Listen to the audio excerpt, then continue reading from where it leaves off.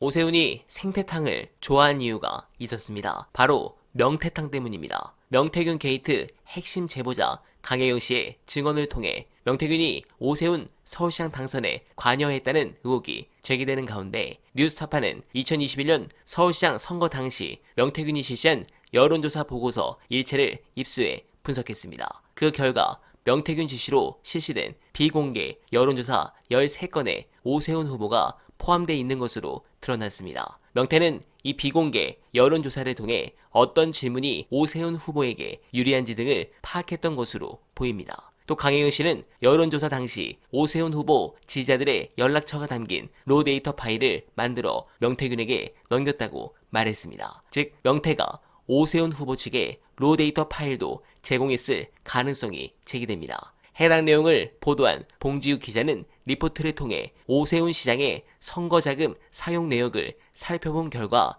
미래한국연구소나 명태균 씨에게 지급된 비용은 없었다라며, 따라서 강 씨의 주장이 사실이라면 선거 자금이 아닌 다른 방법으로 지불했단 얘기가 된다라고 보도했습니다. 그러면서 제대로 지급하지 않았다면 사실상 공짜 여론조사를 받은 것인데 이 또한 정치자금법 위반이다라고 강조했습니다. 네, 해당 부분은 파장이 커질 것 같은데 관련해 중요한 영상 보시고 이어가 보겠습니다. 오세훈 시장은 공직선거에 나온 후보고, 그러면 거기에 쓴 비용은 당연히 선관위에 신고가 돼야 되는데, 그런 여론조사가 있었는데 그 비용을 오세훈 시장 쪽에서 지급한 게 아니라 공식적으로 다른 누군가가 비공식적으로 주었다. 이거는 문제가 되겠어요. 확인되면. 되게 중요한 부분이에요. 굉장히 중요한 부분이죠. 지금 윤석열 대통령도 사실은 여론조사 80일에 3억 7,500만 원 줬으면 끝날 일을 그걸 안 주고 대신 공천을 주었다. 여기서부터 모든 일이 불거진 거 아닙니까? 맞습니다. 네. 근데 이제 오세훈 시장도 사실 비슷한 구도네요, 지금. 그러면 그렇게 만들어진 보고서는 오세훈 시장 쪽으로 전달된 걸로 아세요? 네, 전달된 걸로 알고 있습니다. 명태균 씨는 이렇게 주장한단 말이죠. 오세훈 시장이 당선된 보궐선거에서 당내에서 단일화 할 때 그 구도를 자신이 설계했다라고 주장하고, 오세훈 시장은 가소로운 주장이다. 사실 무근이다 얘기하거든요. 여론조사 그 설문 안에 예. 이제 후보자한테 유리하게끔 설문안을 짰던 그 설문안이 있습니다. 오세훈, 안철수 마지막에 단일화가 됐어야 네. 하는데, 근데 그때 문항이 중요하죠. 그렇죠. 그 문항을 그럼 명태균 씨가 설계한 거예요? 네, 명태균이 직접 설계를 했습니다. 그 문항이 오세훈 시장에게 유리한지 안 유리한지는 어떻게 압니까? 3안인가 4안까지 설문안이 있었던 걸로 기억이 예. 되는데 그 결과 수치를 보는 거죠. 조사를 했을 사전 때. 조사를 미리 그러니까 해서. 조사를 해서 결과 수치를 보고 결정을 하는 거죠.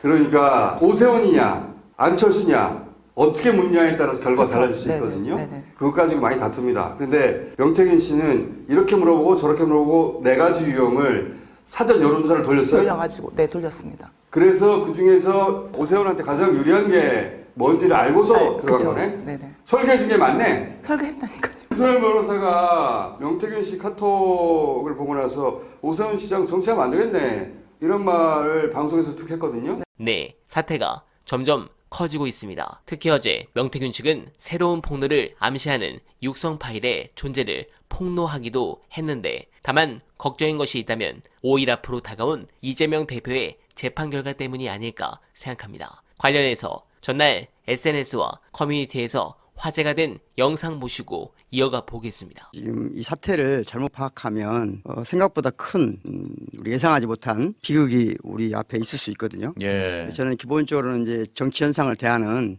학자들은 기본적인 태도가 이론적으로는 비관적으로 봐야 된다고 생각해요. 가장 비극적인 상황을 처리해야 된다고 보고 상황을 설정해야 된다고 보고, 다만 실천적으로는 낙관적이어야 된다 이렇게 보는데요. 지금 저는 상황이 지금까지 조금 진보 진영 또는 학자들까지도 포함해서 합리적인 대부분의 한국 사람들이 조금 사태 파악을 너무 나이브하게 하고 있다. 그래서 윤석열 정권을 박근혜 정부의 최대치 정도로 파악한 것 같아요. 그러니까 박근혜 정부만큼 무능하고 네. 무지하고, 그래서 그 정도에서 뭔가 사태가 그런 방식으로 수습되지 않을까, 이런 식의 좀 나이브한 생각을 한 것 같고, 그래서 그러니까 말씀인즉 네. 그 이상이라는 거죠. 제가 안 될 보기에는 정도로. 한마디로 말하자면 그 무능함에 있어서는 박근혜 정부를 초과하고, 압도하죠. 그 잔인함에 있어서는 제가 보기에는 이승만, 박정희, 전두환을 합친 것보다 강하다. 오. 그래요? 예, 그것은 왜 그러냐면 잔인성은 언제 어떻게 더 폭발될지 모르는데 잔인성이 가장 잔인해질 수 있는 것은 단순성에서 비롯되거든요. 단순하면 단순할수록 더 잔인해질 수가 있어요. 그러니까 이 잔인성이 생각보다 굉장히 심각해서 지금 좀 포커싱을 좀 잘못하면 위험하다.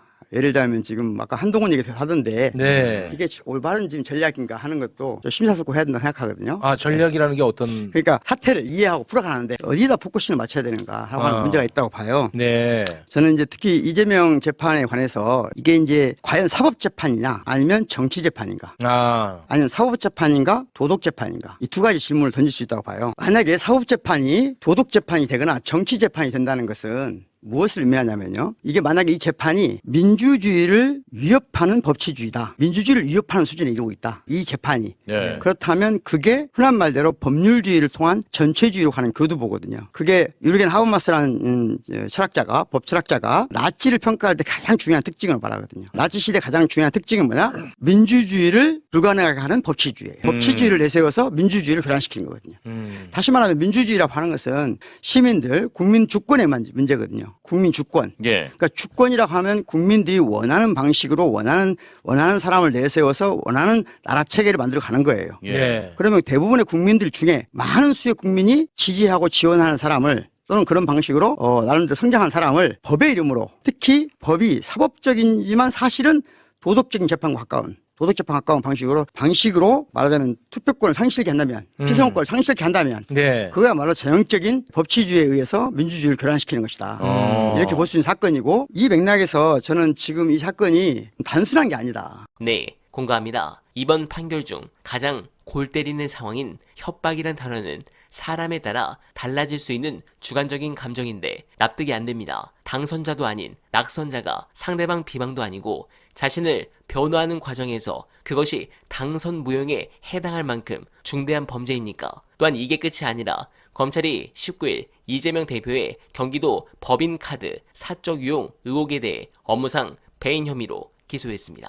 이제 이 대표는 8개 사건에서 12개 혐의로 5개의 재판을 받게 됩니다. 한 사람에게 이렇게 가혹한 사법 공격이 가해진 것은 우리나라는 물론 세계적으로 유례가 없을 것입니다. 이 중에 하나만 피선거권 박탈령이 나와도 다음 대선에 출마하지 못하는데 이게 이재명 죽이기가 아니면 대체 뭐란 말입니까? 선출되지 않은 사법 엘리트들의 국민 선택권 탈취 시도를 언제까지 방치할 것인지 저는 모르겠습니다. 이재명은 절대 이대로 사라지지 않습니다. 저들이 처절하게 후회하고 그들의 끝은 참혹할 것이란 말씀을 드리면서 어날바는 오늘도 최선을 다하겠습니다. 여러분 고맙습니다.